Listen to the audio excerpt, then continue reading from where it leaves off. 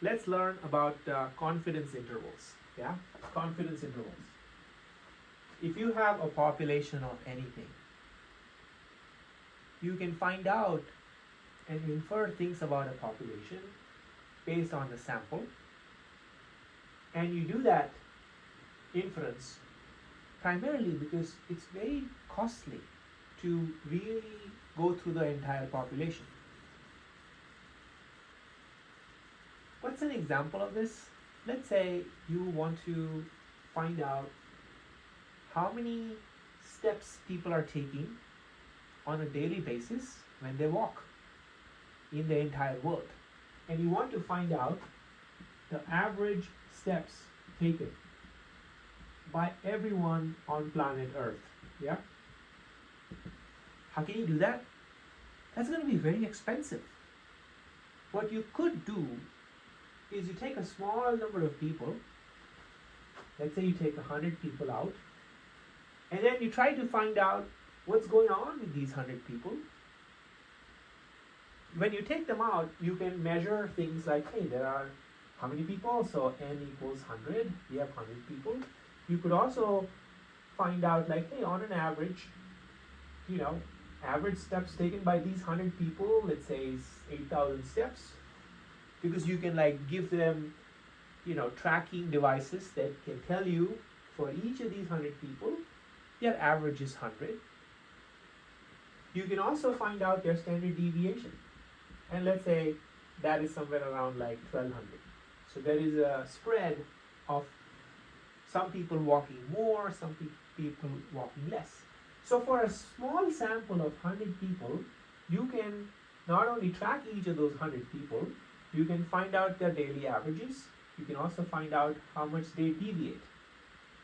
From the sample, you can do inference, which is you can draw conclusions about the population from the characteristic that you see of the sample.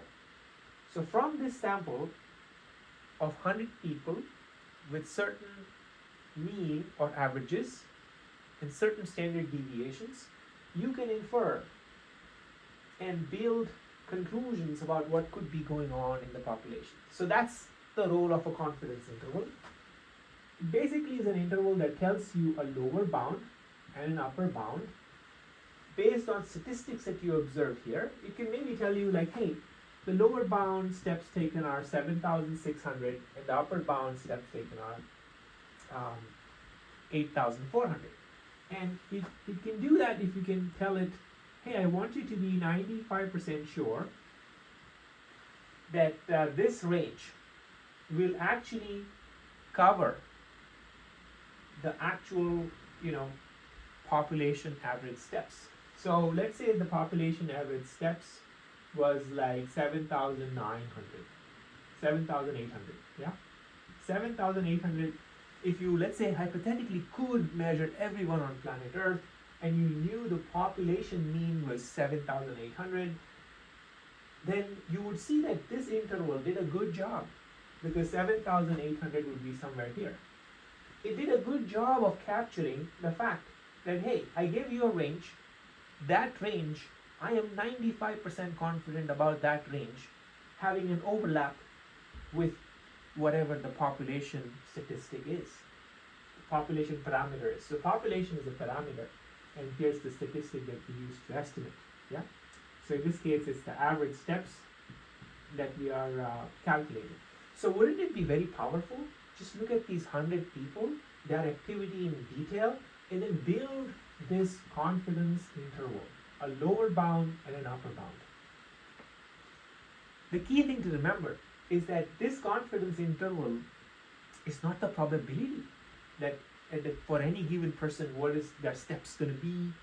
It's basically the confidence on the interval, the confidence about the estimation process that we used to come up with this lower bound and the upper bound. Meaning there is at least a 5% chance that this lower bound and upper bound that we come up with, if we were to do this sampling, let's say 100 times, the bounds that we come up with may not even have an overlap with the average steps. So that's the key, the intuition behind we cannot really work on the population to find out what's really going on for billions of people, but we can try to estimate that based on a sample. So once we have the sample, we can use inference to find out and draw conclusions about what could be going on in the population.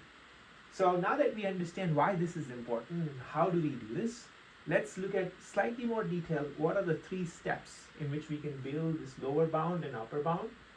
And it's summarized with this formula. So the higher bound confidence interval is the sample mean, so we have the sample, plus upper bound of the critical value times sample standard deviation divided by square root of the sample size. Lower bound is sample mean minus upper bound of the critical value, and we'll go into what this whole critical value thing is, times sample standard deviation square root sample size. So confidence interval is nothing but sample mean plus or minus upper bound critical value times sample standard deviation sample size. So we get both the upper bound and lower bounds. So if we had to calculate this, we needed several of these values. So there are these 3 steps that we can use. First step is from the sample, you can calculate the sample size because you need that here. Yeah. From the sample, you can calculate the sample mean, which is what you need here. And from the sample, you can calculate the standard deviation, the sample standard deviation. So this 3 is super simple to calculate. The next step is when we calculate this upper critical value. Yeah. So in a sense, this is basically telling us like how many standard deviations am I away from this population mean, yeah, from this population parameter. So what we do here is we look at, to get this critical value, we need to also tell it, here I told you I needed to, my confidence level was 95%, so that's the first thing we need. You need to know whether you want to be 90% confidence level is good for you, or 95% is good for you, or maybe 99% is what you need. So you first need to know what is the confidence value that you want. In this case, let's say I'm saying I want 95% confidence. So now in step 2, we can calculate the critical value. So we have found out sample mean, sample standard deviation, sample size. The only thing remaining is this upper critical value. So what is this upper critical value? So if we want to be, let's say 95% is our confidence level, we want to be 95% confidence level. So we only have 5% where we are okay with this confidence interval not capturing the population mean. So what does that mean? We are okay with certain samples, which are 2.5% here and 2.5% here, not really capturing, the 95% of confidence that we want. So what we do is, for us to get 95% confidence level, we 100 minus 95, which is 5%, and then we divide this by 2, we get 2.5% on this side and 2.5% here. So here, what we are saying is, this is the lower critical value, yeah, and this is the upper critical value. So this would be 97.5, yeah. So this critical value would be the 97.5 percentile of this. In this case, you could use a standard P distribution or a standard Z distribution, and you can get that higher critical value to be that, yeah. So let's say if I were to tell you that, hey, I want 99%, so then this would change to 0.5%, and this would be like 99.5%. So higher critical value would be much higher at that point. So given confidence value of what we expect, we can get a very large sample of T distribution numbers, and once you do that, you can find out the upper critical value by the way I told you. If it's 95% confidence, then you look at 97.5 is your upper critical value. So then you look at the 97.5 percentile of all of these standard T distribution numbers, and it will require sample size to be an input via the degrees of freedom. So given you can generate T distribution numbers given degrees of freedom, which is sample size minus 1, then you can easily get the 97.5 percentile of all of these numbers that you get. And let's say you get a billion such t-distribution data points.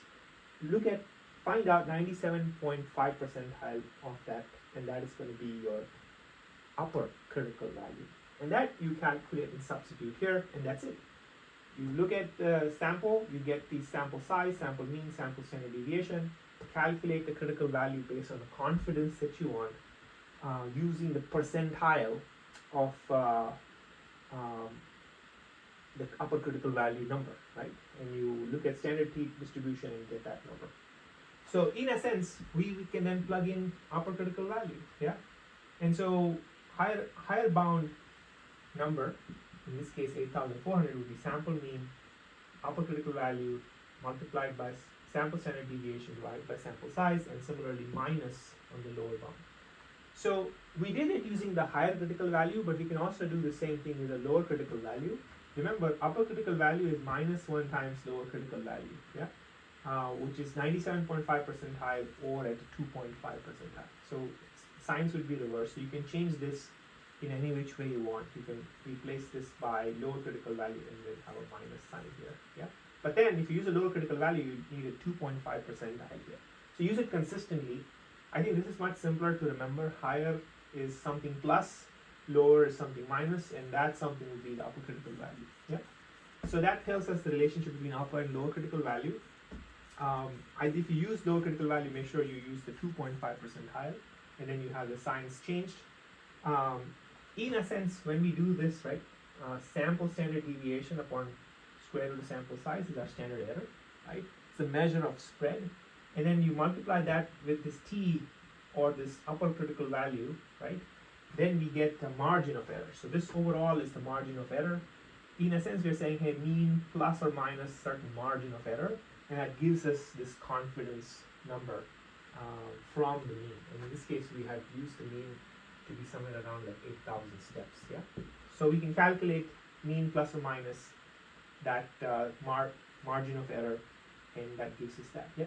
So if we understand confidence interval, we quickly can understand when would a confidence interval have a higher, band, which is like it's spread out much more, and when it would have a lower band, yeah? So, but we can start to see that there is certain aspects here which can make this band much wider or much narrower.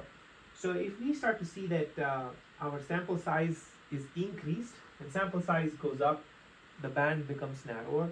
When you start to see that the confidence level that you expect goes up, the band becomes larger because the critical value becomes larger. And so you can start to see that if you want to get narrower and narrower bands, then you would want to either increase your sample size or decrease your confidence level based on the trade-offs you have, yeah? But the key thing to remember is that beyond a certain point, sample size is square root. So beyond a certain number of samples, this will have diminishing returns into reducing that band, yeah? So going from, let's say, 100 people to 1,000 people will have a huge impact, but from going from 1,000 to 2,000 may not have that much of an impact when you went up by the sample size. Okay, so we understand critical value, how we calculate the critical value, use it to calculate the confidence interval,